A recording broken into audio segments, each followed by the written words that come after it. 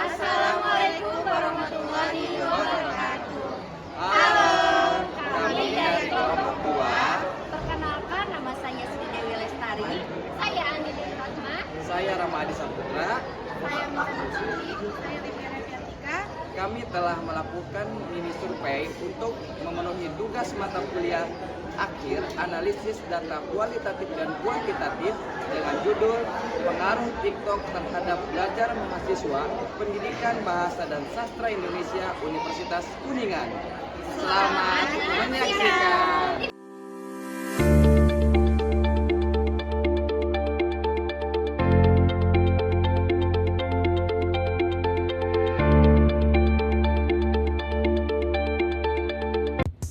Metode yang digunakan dalam penelitian ini adalah metode pendekatan kualitatif dan jenis penelitian deskriptif.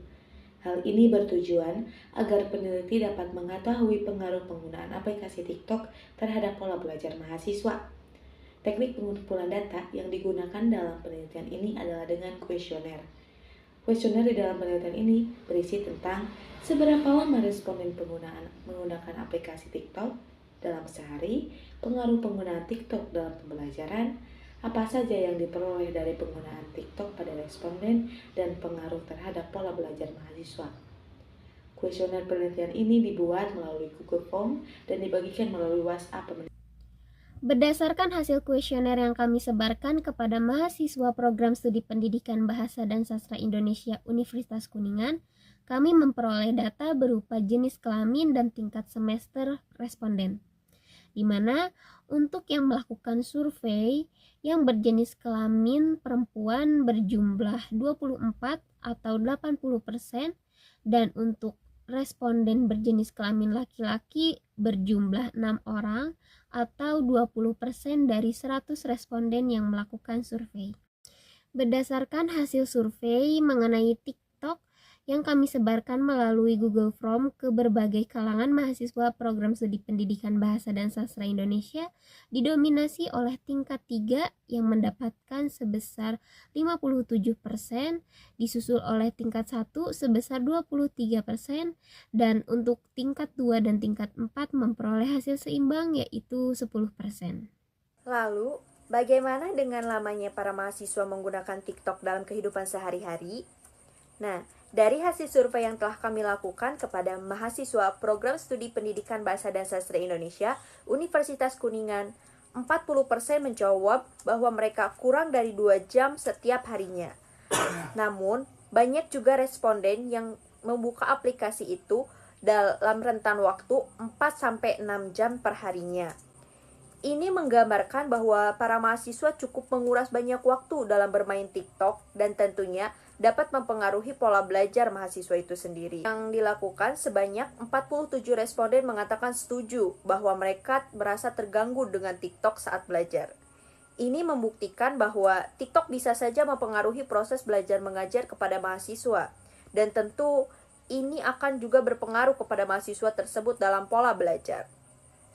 Tentu waktu yang harusnya digunakan untuk belajar malah terpakai untuk menonton TikTok.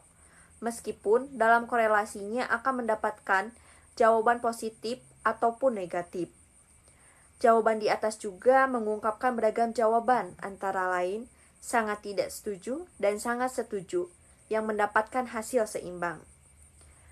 Namun, terlepas dari terganggu atau tidaknya bermain TikTok, tentu dengan jelas ini akan menjadi kebiasaan yang melekat pada milenial saat ini. TikTok memiliki banyak manfaat untuk pembelajaran jika digunakan dengan bijak dan kreatif. Nah, beberapa manfaat TikTok dalam konteks pendidikan: yang pertama, media belajar yang interaktif dan menarik.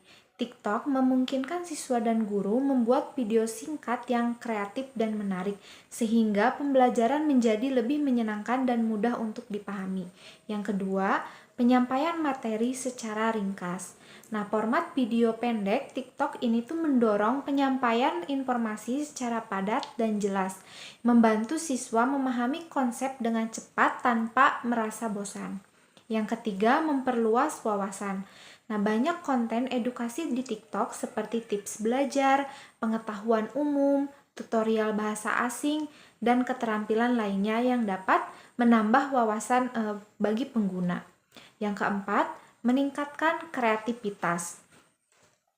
Siswa dapat membuat video edukatif sendiri seperti eksperimen sains, penjelasan matematika, atau sejarah pendek yang mendorong mereka itu berpikir lebih kreatif. Yang kelima, belajar bahasa asing. Nah, TikTok menyediakan konten dari berbagai negara. Nah, pengguna dapat belajar bahasa asing secara alami melalui video dari native speakers. Nah, yang keenam, mendukung kolaborasi dan diskusi. Nah, fitur komentar dan duet memungkinkan diskusi kolaborasi antara pengguna, baik antara siswa dan guru. Yang ketujuh, sumber inspirasi untuk guru. Nah, guru dapat menemukan ide-ide kreatif untuk mengajar seperti metode baru, eksperimen, atau cara menyampaikan materi dengan yang lebih menarik. Yang kedelapan, membangun keterampilan digital. Nah, dalam proses pembuatan konten edukasi, siswa belajar keterampilan seperti editing video, storytelling, dan komunikasi digital. Yang kesembilan, meningkatkan motivasi belajar.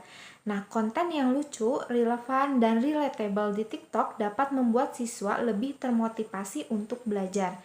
Yang kesepuluh, akses pembelajaran gratis. Nah, banyak materi yang disediakan secara gratis oleh kreator konten edukasi sehingga mempermudah siswa dan guru mengakses sumber pembelajaran tambahan. Nah, tips memanfaatkan TikTok untuk pembelajaran. Yang pertama, ikuti kreator konten edukasi yang kredibel. Yang kedua, gunakan TikTok untuk mendukung pembelajaran formal, bukan sebagai satu-satunya sumber belajar. Yang ketiga, terapkan batasan waktu agar tidak berlebihan dalam menggunakan aplikasi TikTok.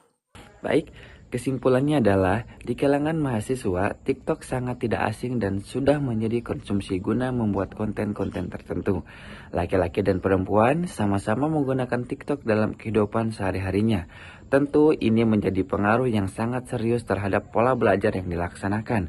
Bagaimana cara kita mengatur belajar agar tetap seimbang dengan penggunaan media sosial yang kita miliki. Terutama aplikasi TikTok yang menjadi kasus baru dalam pengaruh dalam pola belajar yang dilakukan. Pengaruh yang diberikan tentu beragam sesuai dengan apa yang kita deskripsikan dalam aplikasi TikTok tersebut. Mulai dari hal baik sampai menggunakannya di luar batas dan mendapatkan respon negatif dari kalangan pengguna media sosial lainnya. Konten-konten TikTok yang dibuat tentu sangat mempengaruhi pola belajar yang dilakukan. Misalnya, ada orang yang merasa semangat dan ada pula orang yang menjadi semakin malas terhadap belajar dan fokus membuat konten-konten di aplikasi media sosial TikTok. Tentu ini menjadi himbauan saat ini dan evaluasi terhadap pola yang diterapkan dalam melakukan pembelajaran tersebut. Jadi kesimpulannya adalah di mini survei yang kita buat, ada orang yang merasa terbantu dalam aplikasi media sosial TikTok dan ada pula orang yang merasa terganggu karena membuat mereka malas. Karena mungkin di yang kita lakukan tugas mini survei itu ada sampai 2 jam bermain TikTok, bahkan ada sampai lebih. Tapi ada pula yang mungkin cuma hal gabut dia buka TikTok. Ada juga yang sampai 10-15 menit. Baik. Inilah kesimpulan dari tugas akhir mata kuliah analisis data kuantitatif dan kualitatif dari kelompok 2 yang berjudul pengaruh TikTok dalam pola belajar mahasiswa pendidikan bahasa dan sastra Indonesia Universitas Kuningan. Kurangnya kami mohon maaf. Wabillahi taufiq wal hidayah. Wassalamualaikum warahmatullahi wabarakatuh.